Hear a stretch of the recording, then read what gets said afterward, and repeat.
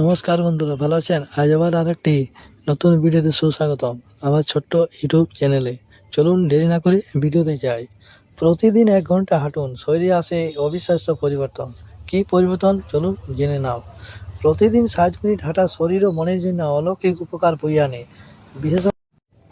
বিশেষজ্ঞরা বলেন এই সহজ ব্যায়াম হৃদরোগ, ডায়াবেটিস এবং মানসিক চাপ কমাতে অত্যন্ত কার্যকর।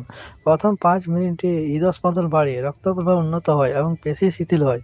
15 মিনিটে ক্যালোরি পড়া শুরু হয় এবং 20 থেকে 30 মিনিট শরীরে চর্বি পড়াতে ত্বরান্বিত হয়। স্ট্যানফোর্ড বিশ্ববিদ্যালয়ের গবেষকরা বলছেন 40 মিনিট হাঁটা সৃজনশীলতা ও মানসিক স্বচ্ছতা বাড়ায়। 50 থেকে 60 মিনিট হৃৎপিণ্ড শক্তিশালী হয়, কোলেস্টেরলকে নিয়ন্ত্রিত হয় এবং ইনসুলিন সংবেদনশীলতা উন্নত হয়, যা টাইপ 2 ডায়াবেটিসের ঝুঁকি কমায়। হাড়ের ঘনত্ব বৃদ্ধি পায়, যা অস্টিওপোরোসিস প্রতিরোধ করে। এন্ডোরফিন নিঃসরণ মানসিক চাপ কমায় এবং ঘুমের মান উন্নত করে। ডাক্তার রমেশ সিং, কার্ডিওলজিস্ট, বলেন দৈনিক 1 ঘন্টা হাঁটা হৃদরোগের ঝুঁকি 30% কমায়। বিশ্লেষকদের মতে এই অভ্যাস আধুনিক জীবনযাত্রার শারীরিক নিষ্ক্রিয়তার বিরুদ্ধে শক্তিশালী অস্ত্র। তাহলে